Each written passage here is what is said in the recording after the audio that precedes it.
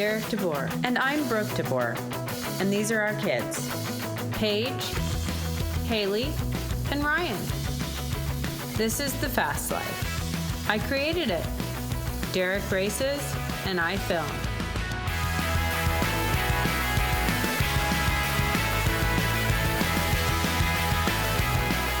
We are a family who live our dreams.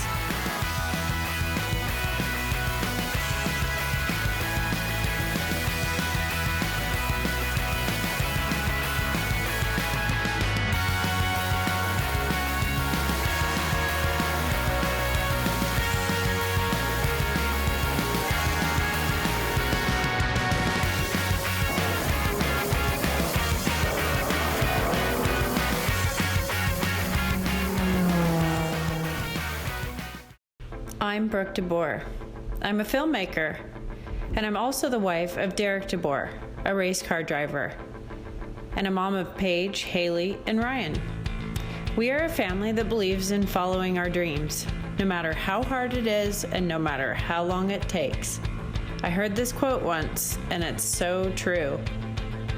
Never give up on a dream just because of the time it will take to accomplish it. The time will pass anyway. It's been a long road. This is us in 2016 when we first started to feel like we belonged in the American sports car world. We're going back to green. Teammate hit Derek. Conceded the spot afterwards. My stomach's in knots.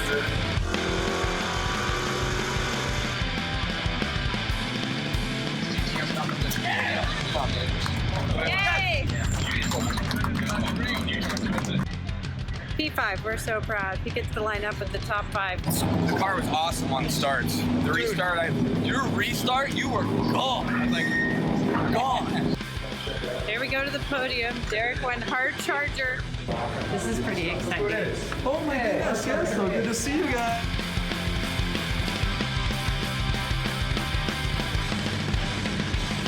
Best start and hard charger. When I first encouraged Derek to do this, I had no idea how hard it would be or how long it would take. Derek's journey started with Skip Barber Open Wheel Racing School in Salinas, California. I've heard it said that the best measure of what you should do when you grow up is what you love to do at 6 years old. Okay, pace car's off and clear. My story in the racing world, I guess, began really early on. I mean, from the moment that I was just a little guy, and whether it was riding bikes down the street, you know, learning to ride a wheelie, or who could go the fastest, or jump the highest, or go the furthest. When I was a kid, I used to try to go faster than anything I could get my hands on. I used to wear tires in my little plastic three-wheeler cycle, going down the driveway as fast as I could. Doing donuts at the bottom of the cul-de-sac, so I had a little plastic Indy car that was probably my favorite toy ever that I would do the same thing in. You know, as I was a kid, it wasn't really baseball and football that I looked forward to watching on the TV. It was the Indy 500. That was our Super Bowl. That was the sporting event of the year in my house. As a young kid, I played all the traditional sports. I mean, that was what was there. That was what was offered. And it was really fun, and I gained a lot from those things. I think I learned competition, I learned sportsmanship, I learned discipline and dedication. As I got older, though, I think I was almost excited for those sports to end and kind of have a more open slate to be doing other things. I was really involved with water sports. I was a professional wakeboarder for many years. I traveled around the U.S. competing and making videos and photo shoots and all that type of stuff. And I think all of that does translate into an athletic career path if you choose to go down that. I think skills and disciplines that I've learned in wakeboarding have translated to my success so far in auto racing. Derek's next step towards his racing dream was co-owning his own team running a Chevy Cobalt in the Rolex Grand Am Series. What did I do? Of course, I created a show about it.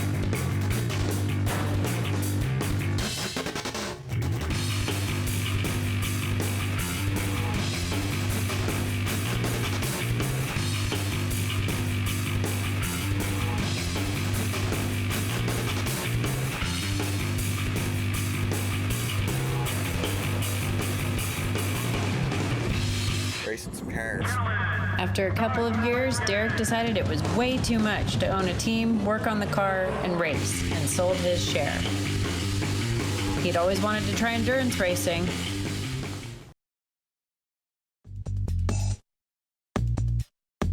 The next several years, in the middle of the busy holiday season, he ran the 25 Hours of Thunder Hill, while I stayed home and watched the kids.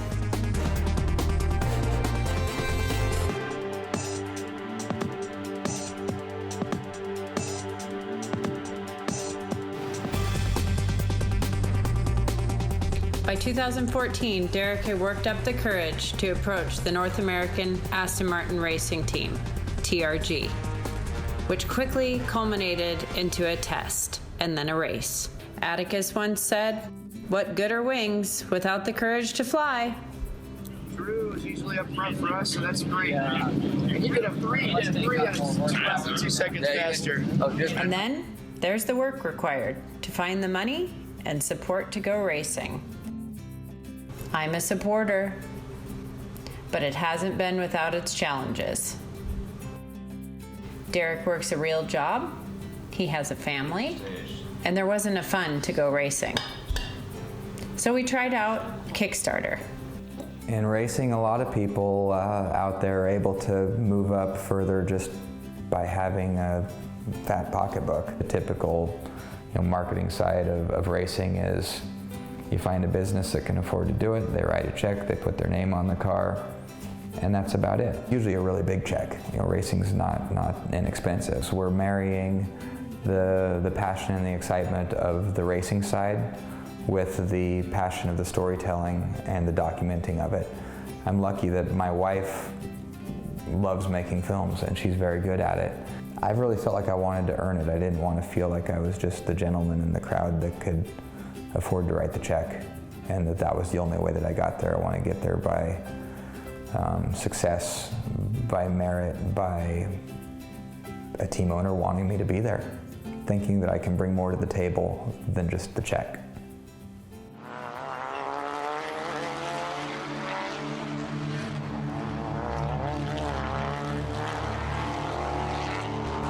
So here we are at the Pirelli World Challenge Weekend in the TRG garage space.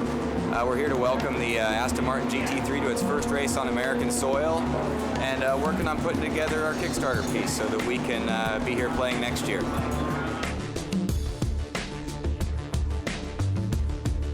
We have opportunities throughout the year to test aspiring and current race car drivers. Had a really nice chance to test with a young gentleman from Oregon, Derek DeBoer, several weeks ago here at Sonoma, and I was very, very impressed. Everybody got on real well outside of the car. The guy's very sponsor friendly, very good with people, but really, really good in the car. Really looking forward to working with Derek next year, and this is going to be exciting. All of our pro drivers, Derek included, came within 1 second of last year's GTS pole sitter here. So the car's competitive and the drivers obviously have skill to get it up to that level. I've done racing of all types. I've raced in open wheel cars, I've raced endurance cars, and really it's this type of racing that I've fallen in love with. The team aspect, the long duration, it really tests man and machine. I want to keep moving up. I want to keep moving up the ladder, and I want to do it at the top. I want to go race in the 24 Hours of Daytona and win one of those watches. And I need help to do that. I can't do that on my own. Obviously, funding and sponsorship is one of the hard things to do when it comes to sports car racing, especially in this economy. I'm not very good at watching. That always happens on race weekends. When I'm here to watch, I get a little antsy. I want to be out there. Kickstarter booted our project. They said we were trying to fund our dreams. Go figure. Back to the drawing board. As far as actually having an opportunity to get into a race car, that didn't start till later in my life, till after I was married actually, and my wife, of all people, encouraged me to get into a race car. Probably lots of people laugh about that. They think that's crazy for a young husband or a young father to be doing. It's a dangerous sport. I think by the time you get there and see that or witness that, it's too late because you're absolutely hooked. You want more of it. It's important to me to see the people I love happy.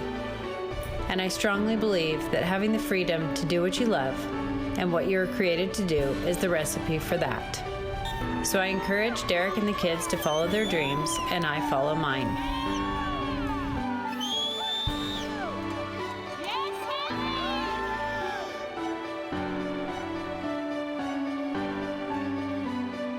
first time I'd say I ever had a connection with a horse that I can remember was when my mom took me to my friend Brandon's house, and they had horses, and they let me ride this horse, Sunny, and I loved that horse a lot. And I was really little, I'd say maybe 5 or 6, and I think that was where it kind of all began.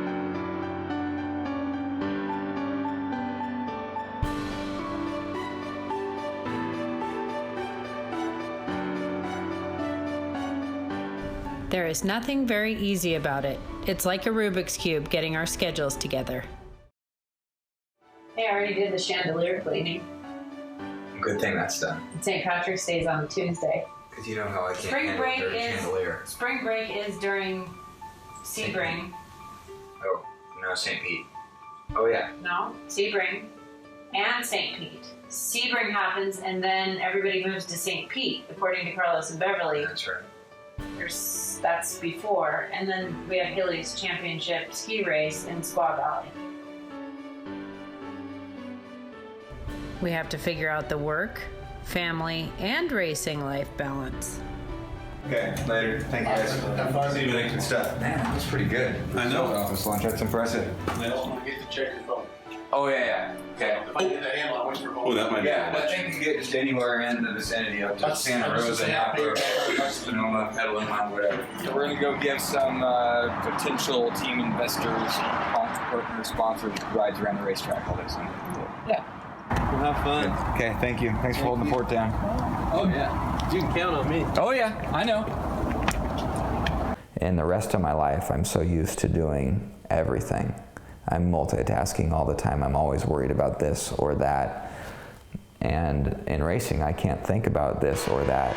The only thing I have to focus on at that moment in time is exactly what's happening in the race car to 1/10 of a second. There's not time to think about something else. And I think it's fear and nerves that sometimes generates that or draws that out of somebody. And it's a part of it that I didn't expect. I didn't know that that was something that I was going to experience in race car driving, yet it's maybe become one of my favorite parts. Derek asked me to come along on some relationship building trips. One we were invited to as guests of Charter Communications, the Long Beach Grand Prix, on the IndyCar side. But TRG was there too, so we got to observe them in action. Derek is a very antsy spectator, but it proved to be a good time to get to know the team.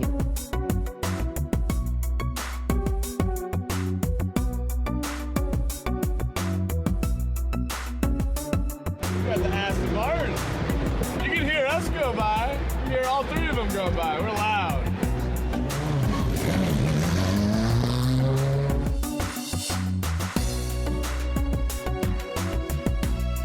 We have found a lot of value in observing. Throughout these past couple of years, we've enjoyed watching Simon Pagenaud's success in IndyCar. Turns out, his presence in our story repeats itself too. But that you will understand better later.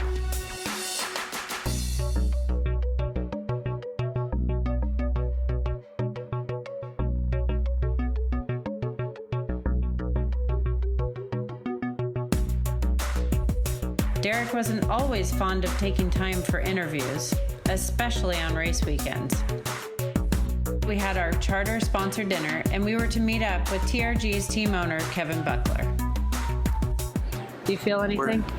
It doesn't feel haunted yet. We're here at the Queen Mary though, and it's supposed to be haunted. And we're going to dinner. And I saw that there was a Princess Diana exhibit here. Do you think we could go there? I think there's a chance we can probably get to go there. No ghost sightings. But we bonded with Kevin Buckler, TRG's team owner, and his friends.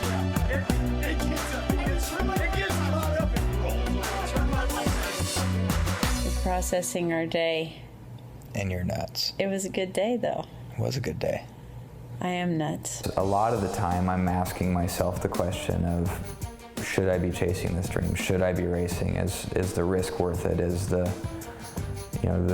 potential monetary side of it worth it? Is the time that it takes away from other things worth it? I'm not the household name that you see at a lot of racetracks anymore. The way that racing in the United States is kind of gone is that there's only so many seats available in each series, you know, whether it's NASCAR or IndyCar or endurance racing like what we're doing here. And it seems like a lot of the household name drivers have sponsors, and those sponsors cover the bill in whatever race series they choose to go to for the weekend. See a guy in NASCAR one weekend and then in an endurance car at the 24 Hours of Daytona the next. It gets a little bit boring seeing the same guys in the same cars, and they're all doing this for a living. It's the only thing that they do. There's not very many variables. It's not like what racing used to be. You know, back in the older days, you know, racing was the guys that were working full-time jobs. They were turning the wrenches at night in their garage, in their businesses, and their buddies and their coworkers were pitching in, and they were all experimenting and finding better ways to go faster, and that's where all the original names from racing came from. We rounded out our weekend in Long Beach with some up-close IndyCar education. Drivers are probably relaxing right now, getting ready to focus on the race today. So speaking of delicate, here's one of the front wings, one of the most important parts of the car, aerodynamic-wise. And it's the first thing that hits something. And that piece right here is probably a $15,000 to $20,000 part.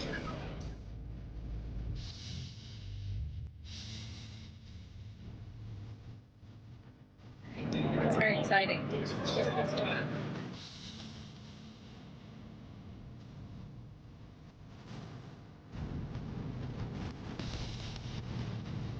I'm having a laugh. You know, in racing there are moments where you see a big crash or a big wreck. To some extent, I think every driver goes to a part in their mind of, I can avoid this or it won't happen to me. Or if it does, it'll all be okay. And so yeah, it makes you question a lot of things when you see or watch something like that, because it really brings it to home that sometimes it is out of your hands. You know what? The Real Housewives of World Challenge Racing, you're going to produce a baby. What was a sweet man for you, Derek DeBoer? This was a fantastic weekend. Observing one of my favorite things with one of my very favorite people. Frustrating though, it's hard to be here watching. I feel like I need to be in the game, so working on that. Huge opportunities this weekend. My mind is just reeling now because we got to put it all together and figure out where to go from here. But we need to get on that racetrack. At this moment, the pressure's certainly on for it to either work or not work, and I think that, you know, the odds are probably 50-50 of it coming together. I've got such an incredible opportunity with, you know, probably the finest team in this form of the sport, with TRG and Aston Martin North America, and to have stumbled into that opportunity just feels like a dream come true, and an opportunity that sometimes I scratch my head and wonder how I got to walk into that.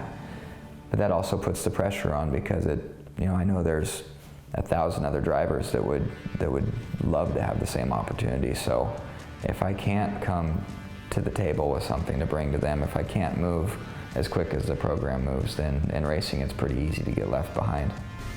Derek continued to work on his relationship with TRG Aston Martin, which turned into tests, a few races, and then the team owner introduced Derek to a potential sponsor. Kevin graciously gave me an opportunity to get in one of his race cars and go around the racetrack, and kept opening up doors, and is kind of responsible for this relationship happening right here. Kenneth helped kick me through that door once we found our way there, so a couple of times. We talked about the relationship with Frederic and BRM, and Kenneth jumped on as one of my very best salespeople, and helped get a lot of watches out there. He finally gets to get his on his wrist, and then we just felt it would be inappropriate for Kevin not to have one on his wrist as well. So we got serial number 07.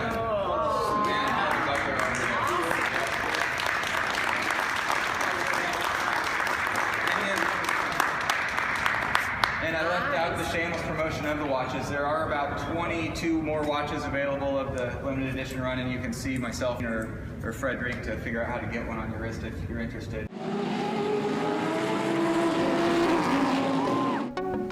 All of this took time away from the family, the kids, and our activities, but we were willing to support his dream. To tell you the truth, we actually like the racing. It's cool. It's exciting. It's scary. And he's good at it.